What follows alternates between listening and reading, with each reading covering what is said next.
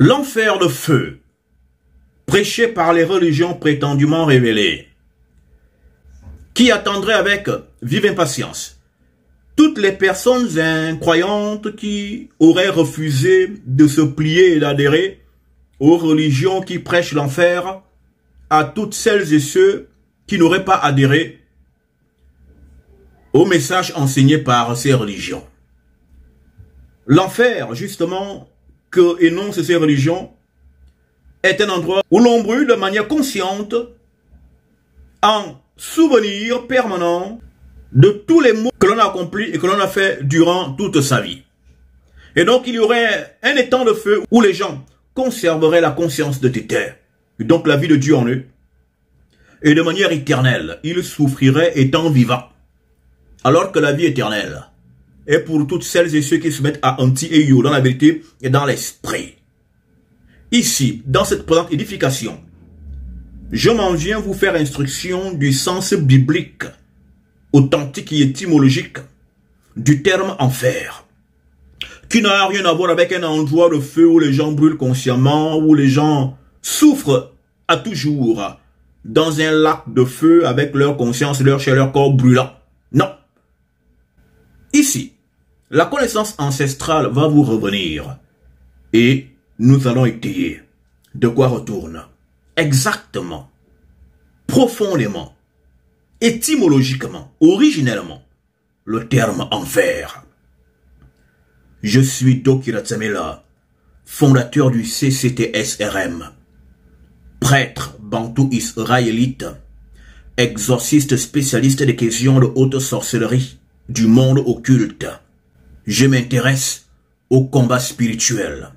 Si donc vous avez des problèmes mystiques qui vous accablent, poursuites dans la nuit, dans les rêves, des couches de nuit, des blocages, des affaires qui ne marchent pas parce que vous seriez pris sous des jougs des envoûtements, des yeux jaloux à votre rencontre, n'hésitez pas à vous rapprocher du Nganganzambe. Je m'en occuperai. Je suis essayiste, auteur de plusieurs ouvrages mystico-spirituels et socio-philosophiques. Je suis conférencier. Je suis chercheur en sciences du langage. Ombolo Mbote. Salama. Bonjour. Les Bantous sont les Hébreux israélites historiques dont parlent les textes de la Bible. Les Israélites sont un peuple noir et l'Égypte est leur mère. Bienvenue au centre initiatique Bantou, l'école de la haute connaissance ancestrale. Car il n'y a pas d'adoration sans connaissance. CCTSRM, centre communautaire de transformation spirituelle et de renouvellement mental. Race primordiale des temps originels de Anti-Eyo, le consistoire des puissances qui se tient au-delà de la divinité. Je suis encore dans les mois, dans le contentement de vous savoir encore présente ici aujourd'hui. Merci pour les anciens, pour votre fidélité. Merci de liker, de commenter, de partager pour que le référencement YouTube permette à ce que ce vidéogramme arrive à plusieurs. Je suis également content et plein d'émoi pour les nouveaux arrivés. Si tu es nouvellement sur la plateforme du CCTSRM et que tu n'es pas encore abonné, merci de t'abonner. Abonne-toi à notre chaîne pour ne plus manquer nos publications. Et active la cloche des notifications pour être informé de toutes les fois que nous mettrons ici en ligne une publication. Et si avez-vous au fond de vous, dans votre tréfonds, envie de nous aider, car nous avons besoin de soutien financier pour le matériel de travail, pour la vision du CCTSRM que nous avons plusieurs fois ici, que nous avons décliné dans les vidéos antérieures. Et peut-être là-haut, vous trouverez la vision du CCTSRM. Donnez-nous ce que vous avez, ce que vous pouvez. 5 $, 10 $, 1000 $, 10 000 $, 15 000 $, 100 000 $. Votre don sera le bienvenu. avec gratitude et reconnaissance, nous l'accueillerons, nous le recevrons. Et un Dieu qui bénit au-delà de tout soupçon, vous bénira encore et ouvrira encore pour vous des portes, là où il n'y avait que des murs.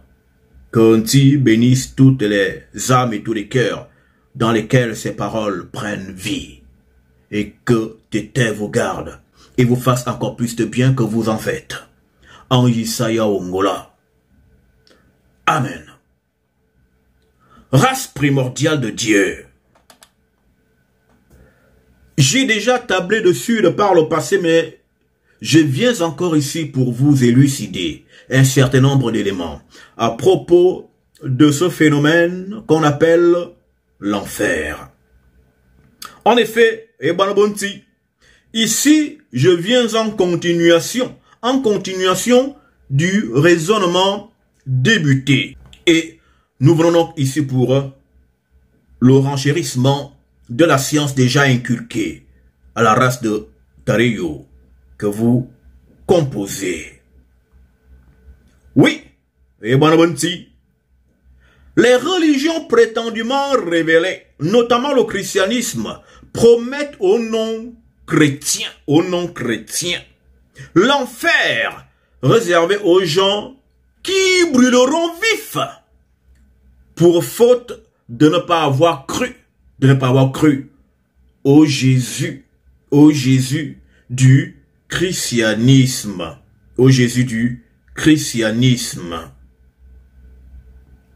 Et une question se pose, est-ce que c'est forcé d'adhérer à vos religions pour être sauvé?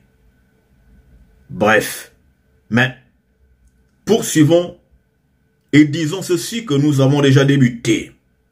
Étymologiquement, le mot enfer veut dire couvrir, veut dire cacher, veut dire enterrer. En effet, à l'origine, le mot enfer signifie le monde des morts, c'est-à-dire la tombe. Le monde des morts, la tombe, c'est ce que veut dire enfer. Enfer veut dire la tombe. Nous y descendons tous dans la fosse, dans l'enfer. L'enfer, c'est la tombe. Osée 13, 14, Bible de Sassi. Je les délivrerai de la puissance de la mort. Je les rachèterai de la mort. Ô mort, un jour je serai ta mort. Ô enfer, je serai ta ruine. Mais maintenant, je ne vois rien qui me console dans ma douleur. Ici, le terme enfer employé ici réfère à la tombe et au tombeau qui ne se rassasie pas de recevoir et d'accueillir des gens dans son sein depuis que la mort a visité la race des hommes et tous ceux qui furent soumis à l'homme dans la haute forêt sacrée en Afrique ancestrale, sur la terre du peuple élu de Nti Eyo, le jardin d'Éden. Dans ce texte que venons-nous de lire, comme commençais-je déjà à le dérouler dans mon raisonnement, l'enfer, c'est le séjour des morts, c'est la tombe, c'est le tombeau. Et dans la tombe, dans l'enfer, on ne brûle pas en enfer, on ne brûle pas dans la tombe, on ne brûle pas, on dort. Dans la tombe, on dort. C'est le séjour du silence, le séjour des morts.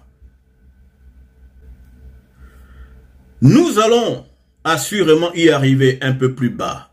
Mais ici, pour justifier de l'existence d'un enfer où l'on brûlerait vivant et de manière consciente, où l'on serait tourmenté à vie, les chrétiens citent souvent le texte de Luc 16, le médecin copain à Paul. Lisons ce extrait de Luc 16, 23, version Darby. Et en Hadès, donc en enfer, levant les yeux comme il était dans les tourments, il voit de loin un Balaam, Abraham, et Lazare, dans son sein. Donc, quand, chez les chrétiens, ils prennent cette parabole, cette image de Ongola, quand il enseignait avec des images, ils ne tiennent pas de la dimension imaginative du récit de Ongola. Il résume ici, voilà, Lazare brûle et tourmenté en enfer. Mais une question ici nous vient à l'esprit: comment les individus étant situés dans des royaumes différents peuvent-ils communiquer? Comment le mauvais riche, dans le tourment, peut-il apercevoir depuis les lieux de la bassesse dans laquelle il est plongé, noyé, tourmenté, des personnes qui sont d'un univers de paisibilité? Même si que plus tard pourrait-on lire lorsque un Balaam répond à l'individu, finalement ils échangent. Comment les gens issus des mondes différents communiquent-ils? Donc lorsqu'un Balaam lui dira, il n'y a pas possibilité que ceux qui sont ici viennent chez vous et que ceux qui sont chez vous viennent chez nous. Comment on peut communiquer comme ça, quoi? C'est des voisins, le paradis et l'enfer sont voisins. C'est cela en fait que cette doctrine voudrait nous laisser entendre, qu'il y aurait des possibilités de copinerie, qu'il y aurait des possibilités de voisinage. Ça chauffe ici et c'est doux là et qu'il y a juste un mur qui les sépare. Non, c'était une parabole. C'était une parabole. Et je dirais en place publique, dans les lignes qui vont suivre, ce qu'il y a à dire. Le reste des détails sont réservés au cercle des initiés de la secte de Dieu.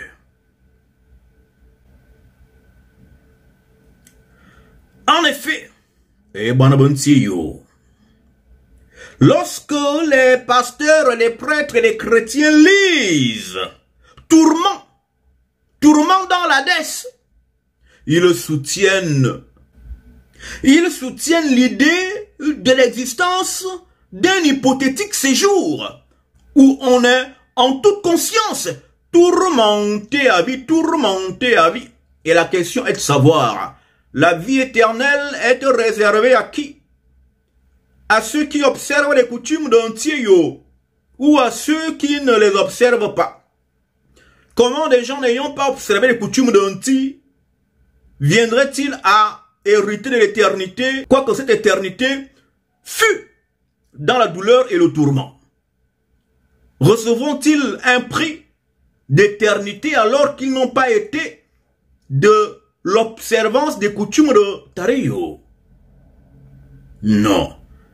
La vie est aux obéissants, c'est-à-dire à ceux qui ont la connaissance, et le séjour de ceux qui n'ont pas abouti à l'observance des coutumes. Regardez la bouche. La bouche est un caveau, c'est une tombe.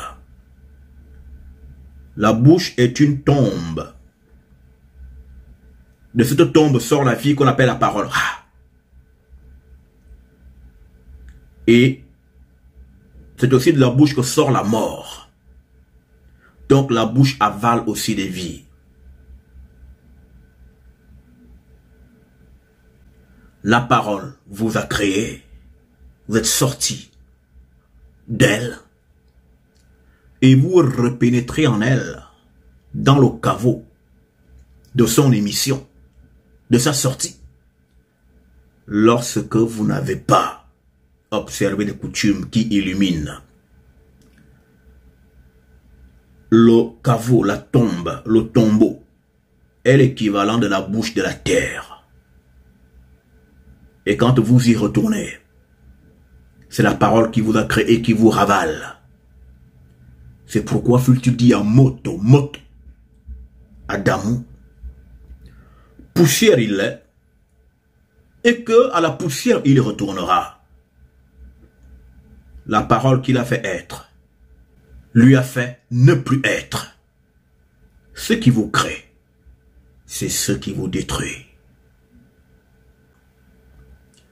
Donc, les temps de feu, j'aimerais ici le dire, dans lequel seraient détruits des gens, c'est la parole qui vous a créé. Car la parole de Ontiyo est un étang de feu. Et comme la parole vous récupère, dont vous retournez en elle. Vous retournez en elle pour toujours. C'est donc la notion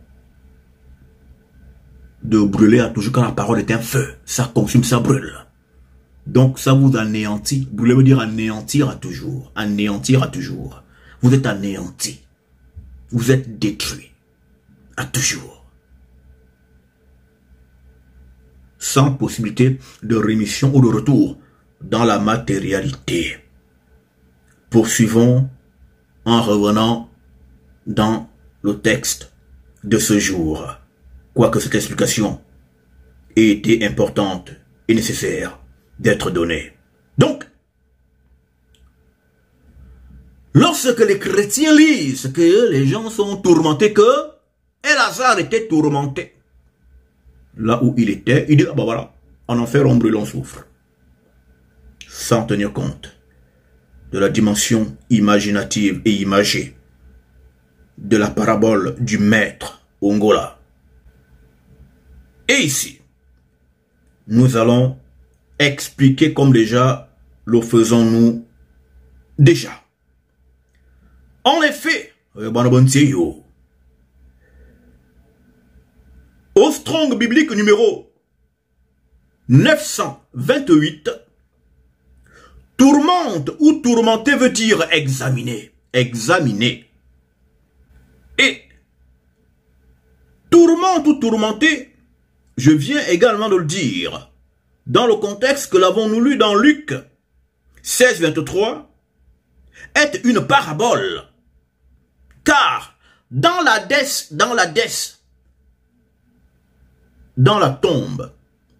dans la dèce, il n'y a pas de souvenir, il n'y a pas de parole, il n'y a pas de langage, il n'y a pas de conscience dans cette dimension-là. Mais comment Elazar, lui, est-il conscient?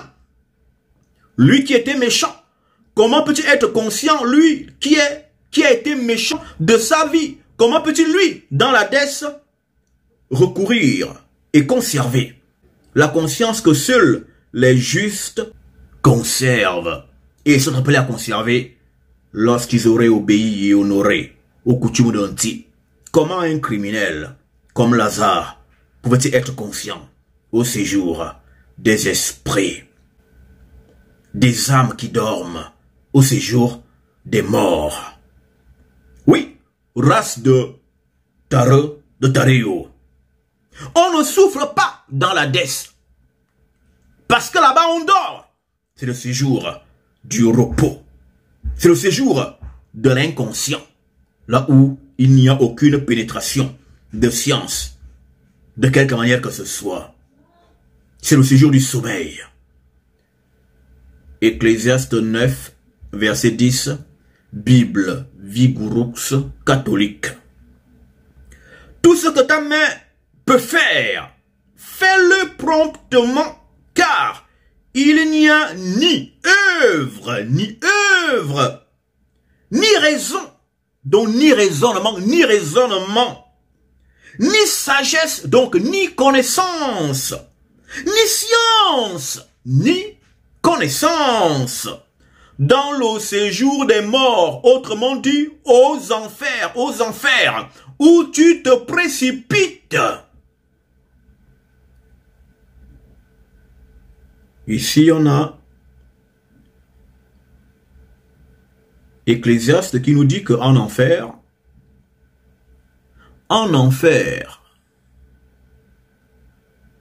il n'y a ni souvenir, ni raisonnement, ni sagesse, ni science, donc ni conscience, donc ni éveil de l'esprit, ni éveil de l'âme du mort. Car là-bas, il n'y a pas tout ça. On dort. Mais comment Lazare, lui, est là-bas et puis il raisonne? Il est en enfer et c'est lui qui parle. Il parle, il est vivant. Il parle à des gens qui ont la vie éternelle, dont les deux sont dans la vie éternelle. Non. Non. Il n'en est rien. La parabole d'Ongola n'était pas de nature à vous faire croire qu'en enfer, on brûlerait. C'était une image. Et je viens de vous donner une explication à ce sujet. Et nous poursuivons. Allons-y dans Ésaïe 14, verset 9, Bible Vigourux. L'enfer, l'enfer au-dessous s'est ému pour t'accueillir ou a été tout troublé au moment de ton arrivée. L'enfer, c'est le séjour des morts. Oui, race de Hunti. L'enfer, c'est l'Hadès. L'Hadès, c'est le séjour des morts. L'enfer, c'est le séjour des morts, insistons-nous. Au séjour des morts, on ne souffre pas. Au séjour des morts, on dort. En enfer, on dort. L'enfer est paisible. Il est paisible parce qu'il vous efface et vous rend néant. Job 7, 21, Bible Sassi. Pourquoi notez-vous point mon péché et ne me pardonnez-vous point mon iniquité? Je m'en vais m'endormir dans la poussière du tombeau. Je m'en vais m'endormir. Je m'en vais m'endormir dans la poussière du tombeau. À la tombe, on dort. Et lorsque l'on dort, ça veut dire que on a le repos. On a atteint la dimension de la paix. Lorsque vous êtes malade, vous n'arrivez pas à dormir. Lorsque vous avez mal, le sommeil ne vous prend pas. Mais lorsque vous êtes bien, vous dormez. Et l'enfer, c'est le lieu du sommeil profond. Chaque soir, dans vos couches, vous vous rendez en enfer par le truchement du sommeil. L'enfer, c'est le lieu de l'endormissement. On dort. Donc, relisez-je Job 7, 21, Bible Sassi. Pourquoi notez-vous point mon péché et ne me pardonnez-vous point mon iniquité? Je vais m'endormir dans la poussière du tombeau. Et quand vous me chercherez le matin, je ne serai plus. Donc, il sera effacé, anéanti, anéanti. L'enfer, c'est la dimension de l'anéantissement des êtres. Et l'anéantissement veut dire que vous retournez dans le néant. C'est le repos. Vous disparaissez à toujours. Lorsque votre jugement est effectué au même moment que vous mourrez. Et même les anges qui ont couché avec des femmes noires de la maison de Caïn pour donner naissance à d'autres formes d'hommes, sinon à l'apparition de la race humaine qui s'ajoutaient à la race des hommes. Ces anges-là sont retenus en enfer, donc sous la terre, donc dans l'abîme, donc dans le trou. Ils sont enfermés, ils sont enterrés.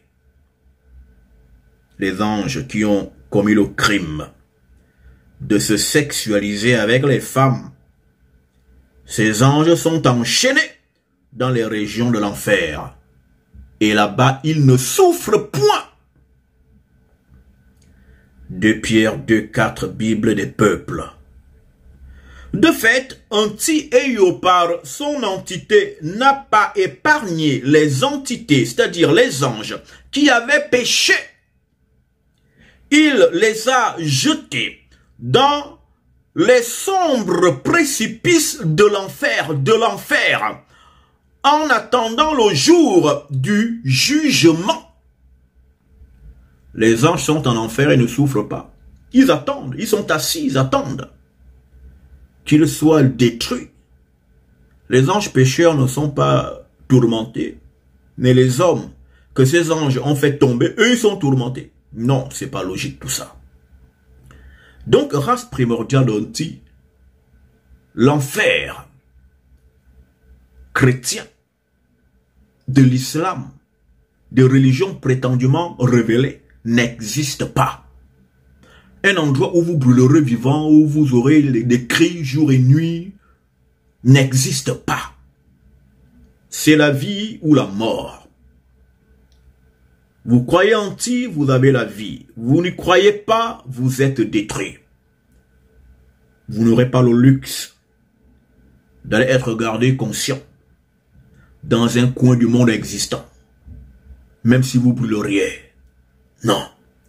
Tété vous retranchera de la dimension existante et existentielle. Et vous retournerez dans le néant qu'elle est elle-même. Nous sommes arrivés au terme de cette édification. Commentez, likez, posez des questions, en partie commentaires sur les points sombres, mal compris, pour des éventuels compléments. Abonnez-vous si ce n'est pas déjà fait. Et on se dit à très bientôt. Au revoir. Les Bantous sont les Hébreux israélites historiques dont parlent les textes de la Bible. Les Israélites sont un peuple noir et l'Égypte est leur mère. Bienvenue au centre initiatique Bantou, l'école de la haute connaissance ancestrale. Car il n'y a pas d'adoration sans connaissance. CCTSRM, Centre communautaire de transformation spirituelle et de renouvellement mental.